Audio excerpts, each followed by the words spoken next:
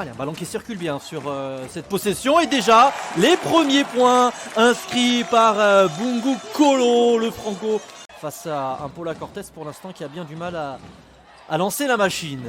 Allez, on va passer par l'intérieur avec Vitaly Chikoko et la faute de Jérémy Enzoli. Le panier va être accordé. Très très compliqué cette entame de match, ce premier carton pour le moment. Et derrière, magnifique cette finition, le côté athlétique.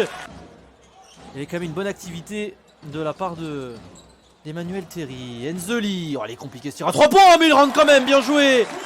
Jérémy Enzoli qui trouve de l'adresse pour la fin de saison avec donc leur retour de blessure. Ouais, ça c'est bien joué, on a quand même suivi cette belle possession paloise et la finition de Vitaly Chikoko à l'intérieur. Il y a encore de quoi faire pour le maintien en Betclic Elite évidemment avec ce duel. Presque ce trio, parce que le Portel aussi n'a pas du tout son destin scellé pour le moment. Avec Grégor Rovat. Allez, va y aller peut-être tout seul Grégor Rovat, la jolie feinte. Avec du toucher, de la réussite. C'est important d'avoir un bon secteur intérieur, surtout si vos ailes ont bien du mal à scorer ce soir. Et derrière la réponse.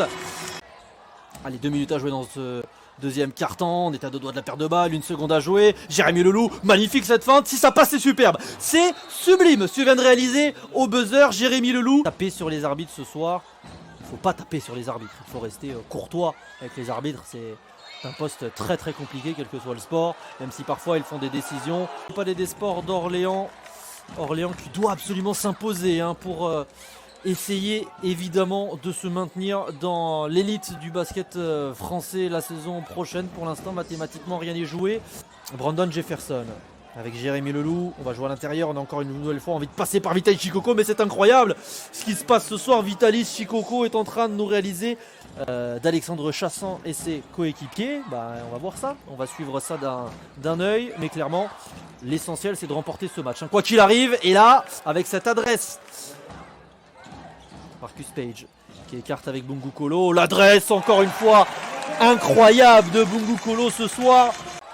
Qu'un shooter ce soir, mais c'est pourtant un ailier fort évidemment. On sait qu'il peut en mettre. Il est à 31-32% ce soir, mais là il est excellent. Enzoli, la feinte, Nyangé qui est tombé dans la feinte. Le Eurostep, la belle passe à l'intérieur et la finition facile. Bien joué de la part de Junior Mbida, le Camerounais qui avait été très discret de ce championnat, le meilleur joueur de cette formation paloise évidemment.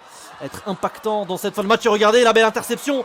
Et derrière la finition non facile mais bien conclue par Grégor Rovat vraiment.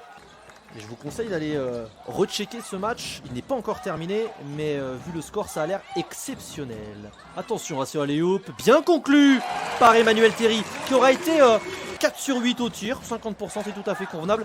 Et ça permet à Orléans de revenir à 4 points. Il faut cette fois-ci une séquence défensive. Et regardez ce contre, magnifique contre de la part de Lamante Ulmer sur Vitaly Chikoko.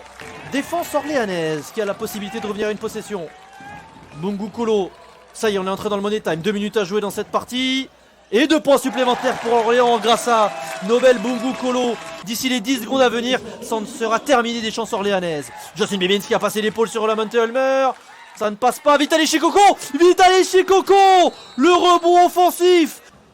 Mais on va aller, ça y est, jusqu'au bout. La victoire qui est scellée sous les huées forcément du Palais des Sports de Pau parce qu'ils sont déçus, les supporters. Ils auraient pu